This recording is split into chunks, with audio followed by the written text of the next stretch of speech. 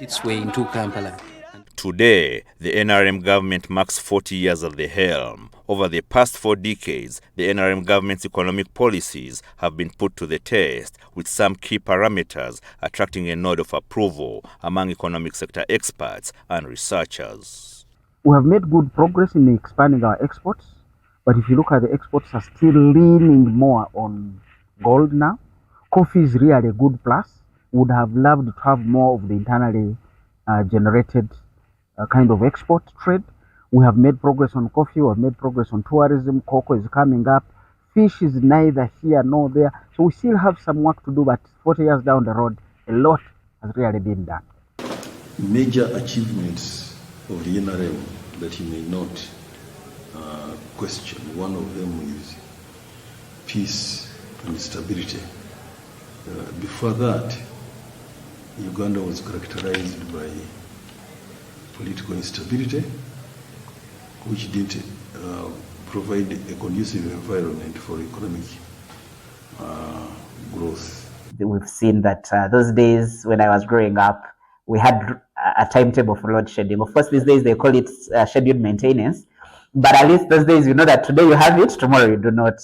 Yeah, but there's been some bit of improvement in that. When you look at literacy levels in terms of education, we have more people that have gone to school, can basically read and write. So, you know, when you look at connectivity in terms of the infrastructure, ICT infrastructure, we have more young people that have devices that are that can be connected. Whether they are connected to the internet, that's a different issue.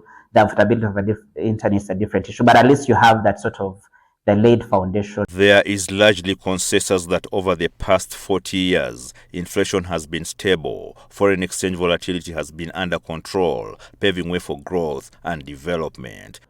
And you see, inflation has been really stable, the exchange rates have been really stable, and even growth has been stable. For the last 40 years, Uganda is growing around 5.8% on average.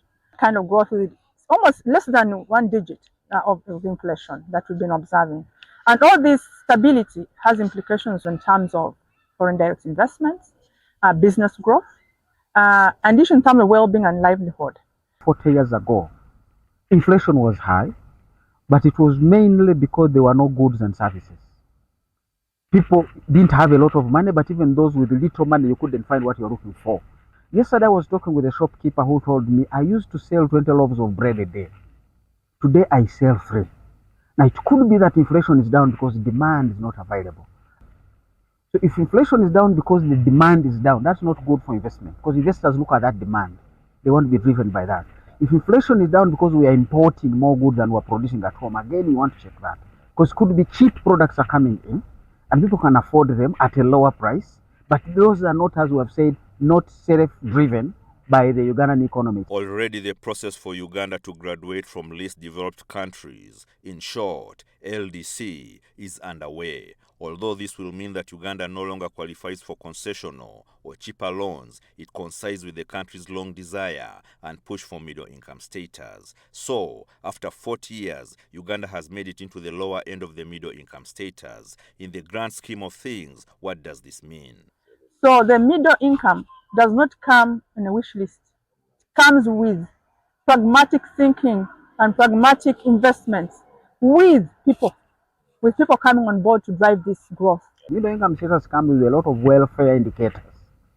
Do you have sufficient jobs? And we're talking about decent jobs, not the jobs that give a Ugandan $50 a month, which is really 3,000 shillings a day.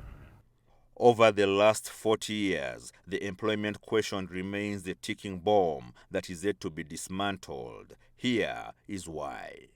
Only 35% of employable young people are employed, and those are between the ages of 15 and 24. So if you're putting out 700,000 graduates in a year, are we seeing 700,000 job opportunities? They could not be jobs, actually. They could just be opportunities for young people to be able to either create their own employment. You see, we are growing, but the jobs are still not growing. That means something we're not doing right. This restlessness you see in people, because every job you have, you're losing it tomorrow. That means something has to be done for sustainability of the jobs or the comfort of the job. Every 3-4 months, most of these big internet companies come up with updates to their AIs, every 2 to 3 months, someone's job is being made obsolete. But you're spending 4 years studying for this particular job. So should we be